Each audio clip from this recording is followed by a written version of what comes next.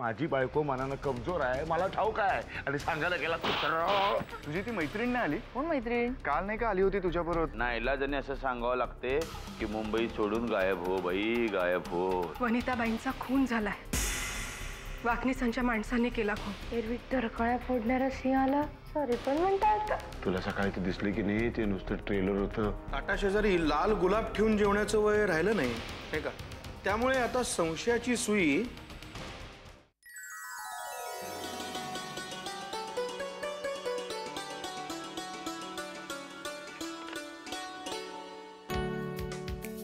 म्हटलं ना sorry sorry sorry. अगं बाई, ते लहान मुलाच्या वर्तन करायला लागले.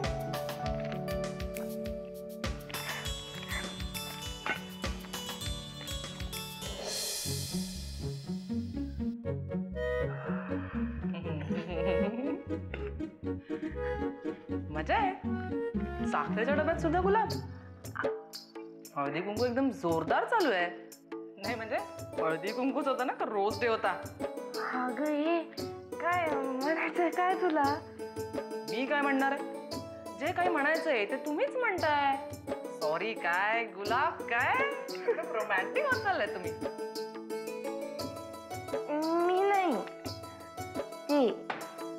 हो का? असू दे असू दे. उगाच एकमेकांवर ढकलू नका.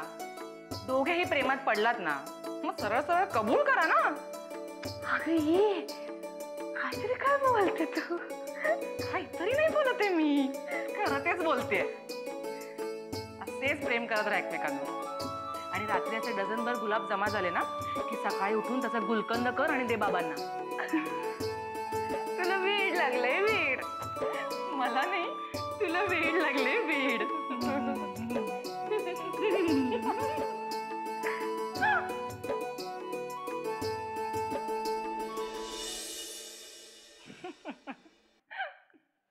काय अमृताताई, अशी एकटीच का असतेस?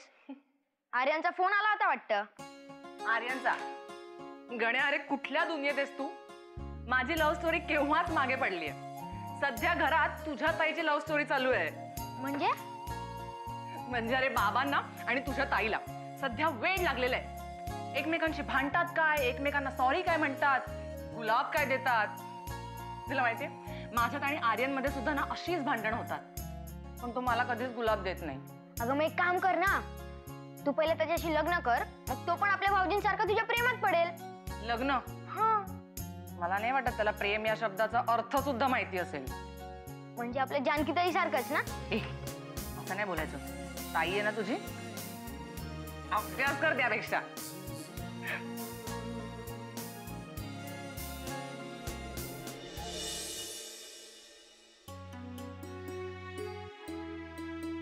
आई शपथ, ही ताई पण आहे ना खरंच येडी आहे. पहिली भांडली आणि नंतर पैसे देऊन गेली, ते पण 1000 रुपये. तुझ्या मस्त पिक्चरला जायचं.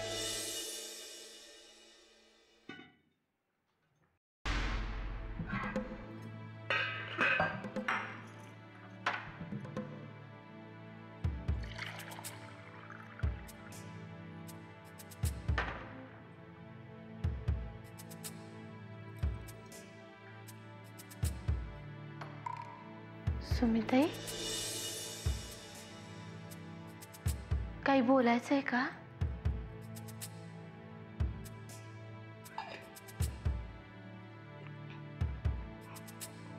जानकी,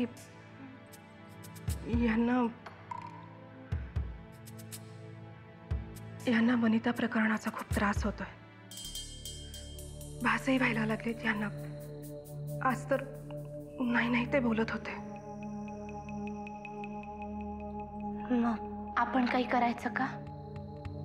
नाही, कोणी काही करायची गरज नाही. तू फक्त नरसिंह भाऊजींना सांग की यांना अशी कामं नका सांगत जाऊ. तुमच्या राजकारणाची जी काही गणितं असतील ती तुमच्यापाशीच ठेवा. हे बघ, तू रागावू नकोस, पण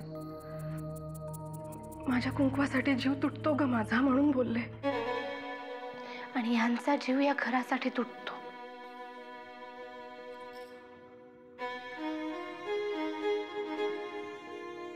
हे बघ, मला एवढंच माहितीये की आता हे बदललेत आणि कुणाच्या तरी चुकीची शिक्षा यांना भोगायला लागायला नको. सुमिताई, हे असं काही करणं शक्यच नाही. त्यापेक्षा तू परशुदादांच्या वागण्याचा विचार कर. म्हणजे हे बघ, मला वाटतं आपण यांच्या वागण्या बोलण्यावर बोलणं टाळूच या. गरज नाही बोलायची, कारण कसाही असला तरी तो माझा नवरा आहे, ज्याचं त्याच्या बायकोवर आणि मुलीवर जीवापाड प्रेम आहे. तू तुझा आणि तुझ्या संसाराचा विचार कर.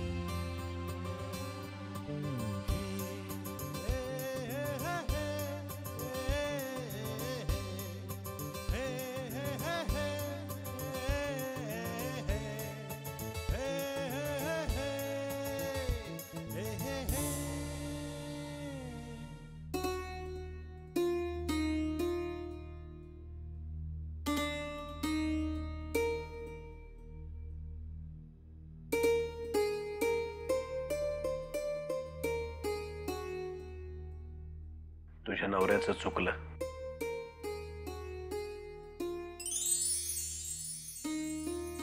त्याला माफ करशील?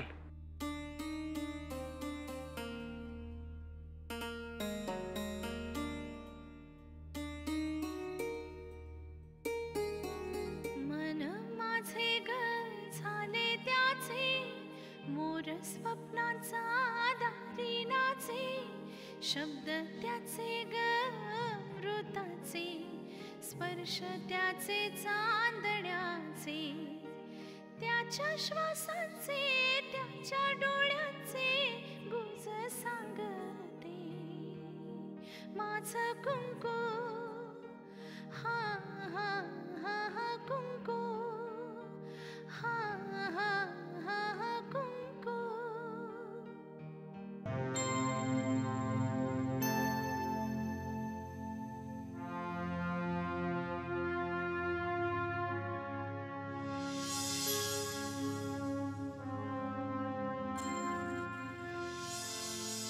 तुमचं नाही, माझं चुकलं. मला माफ करा. जानकी, तुझे काही केलंस ते हे घर जोडण्यासाठी केलंस. आज हे घर जोडलं गेलंय ते तुझ्यामुळेच. वामन परत आला, सगळे समज गैरसमज दूर झाले, पण मी खूप वाईट वागलो तुझ्याशी. तुझ्याशी अबोला धरला, तुझ्या कमरेच्या चाव्या काढून घेतल्या. मला कुठलाच मान सन्मान नकोय. मला चाव्या नकोय, तो अधिकार नकोय, काही नकोय. मला फक्त तुमचं प्रेम हवंय.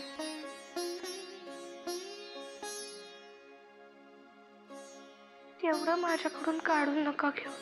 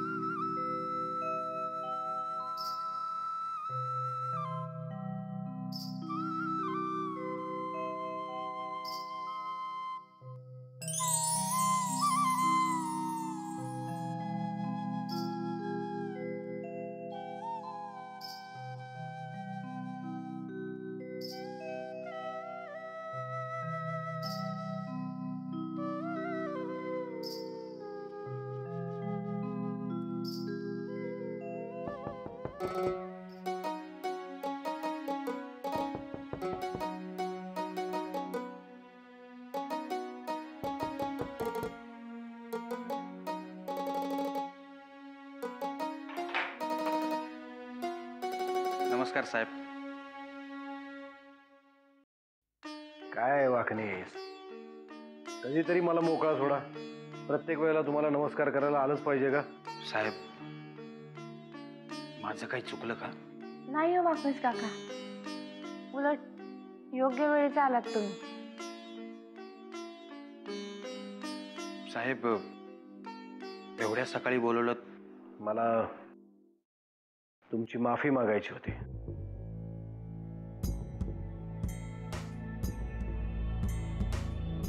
गंमत नाही करत आहे, खरंच मला तुमची माफी मागायची आहे, आणि ते सुद्धा तुझ्या समोर. साहेब, का उगाच लाजवताय? खरंच वाकणीस, माफ करा.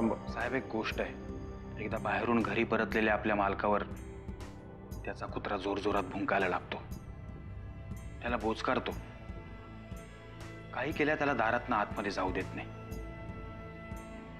मालक वैतागून त्याला मारून हाकलून लावतो, आणि दारातनं आत जाऊन पाहतो तर काय, समोर एक काळा नाग असतो. मालक थोडक्यात बचावतो. तुम्हाला काय म्हणायचं आहे आलंय माझ्या लक्षात. त्याचप्रमाणे साहेब, तुमच्या आसपास डूक धरून बसलेल्या या नागांपासून तुम्हाला दूर ठेवणं हे माझं काम आहे.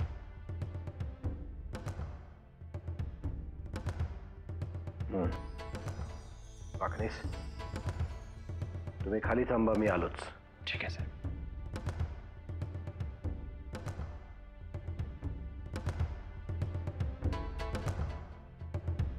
अजून एका महत्वाच्या विषयावर बोलायचं होतं तुझ्याशी. मी आजच आतेबाईंशी बोलतो आणि अहिल्याकडून चाव्या तुला पुन्हा आणून देतो. नाही नाही, असं काही मला चालणार नाही. हा, त्या चाव्या त्यांच्याचकडे असू द्या,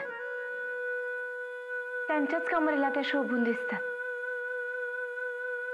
आणि चाव्या त्यांच्याकडे असल्या म्हणजे मला पण 2-4 गोष्टी शिकता येतील ना.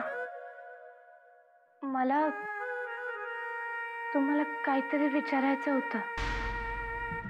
मग तुम्ही रागवणार नसाल तर बोलू?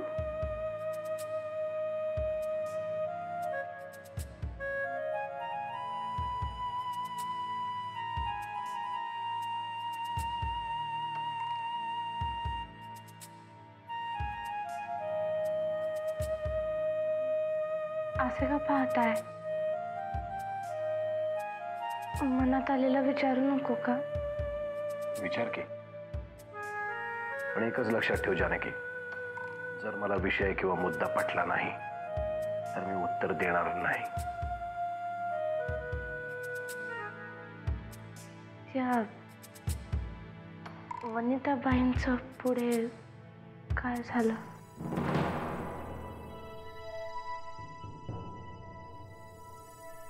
जानकी, तू जेवण खूप छान बनवतेस, पण म्हणून मी कधी येऊन तुला किचन मध्ये विचारलं हे तू कसं बनवलंस? म्हणजे मला कळलं नाही. मी जसं तुझ्या कामाबद्दल तुला प्रश्न विचारत नाही तसे तूही मला विचारू नकोस. मनात आलं म्हणून विचारलं मी.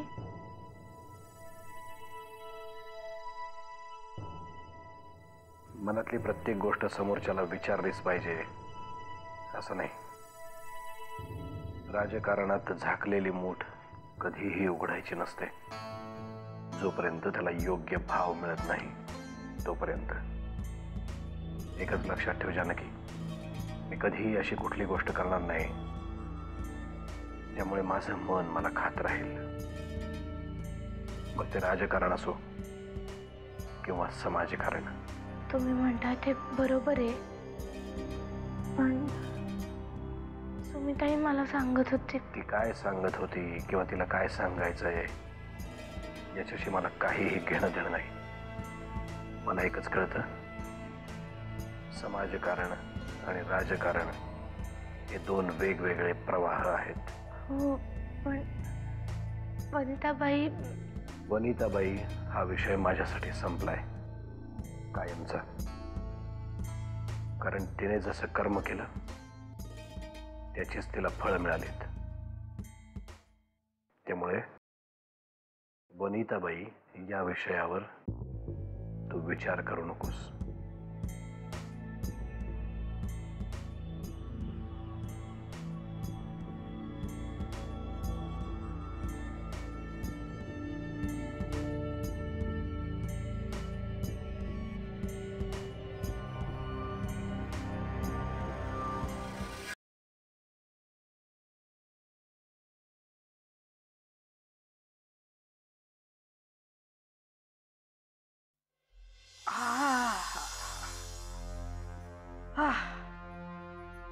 काय बरं वाटलं ग.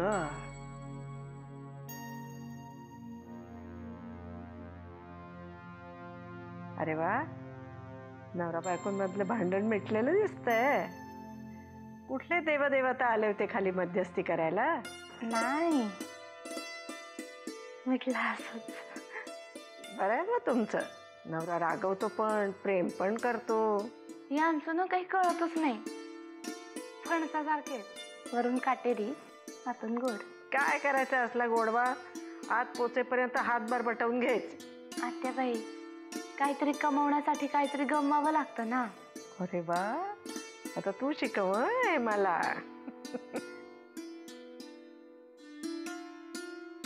आत्याबाई, गण्याची शाळा आज अर्ध्या दिवसाची असते ना.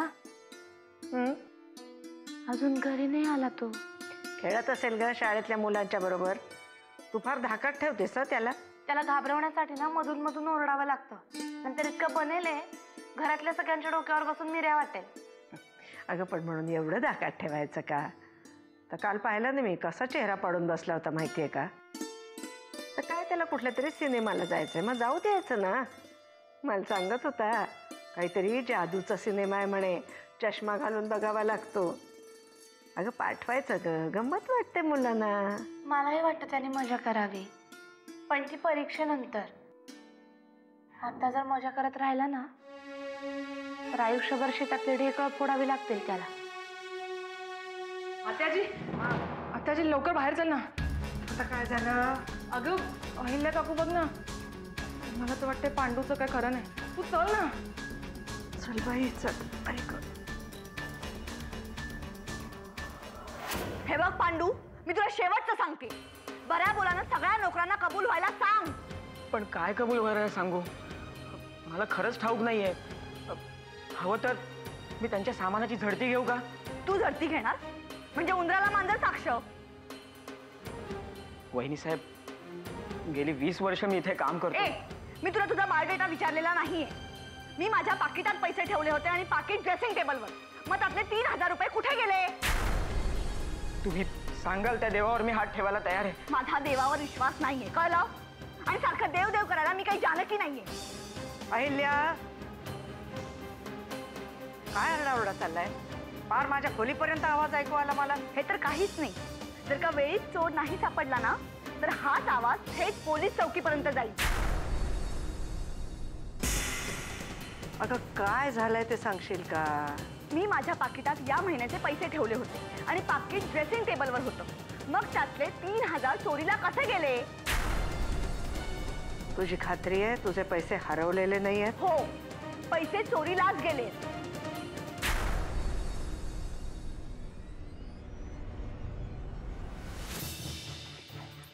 आणि मला चांगलंच माहिती आहे हे काम घरातलाच कोणाचं तरी आहे.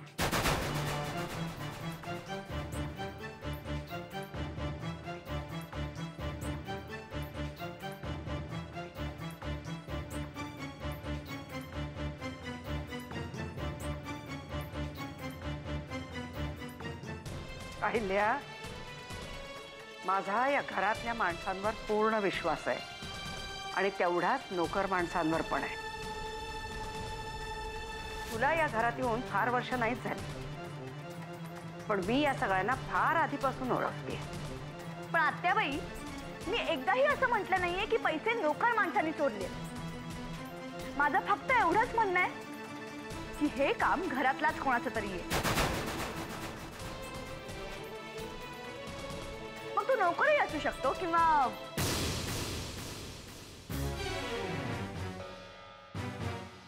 काय बोलती असे कळतंय तुला? मग पैशांना काही पंख फुटले का? अगं पण मग चोरांनी 3,000 रुपये का चोरले? एवढे पैसे समोर होते तर सगळेच्या सगळे का नाही चोरले?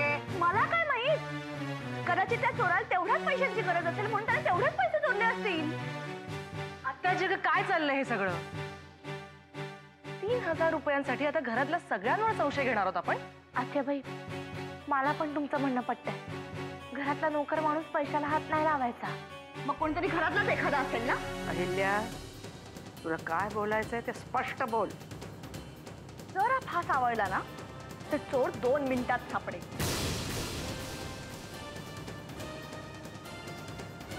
खरं तर मी नावही घेतलं असतं, पण मनात आलेली प्रत्येक गोष्ट बोलून दाखवायची नसते. आणि हे मी याच घरातून शिकले, म्हणूनच गप्प आहे मी.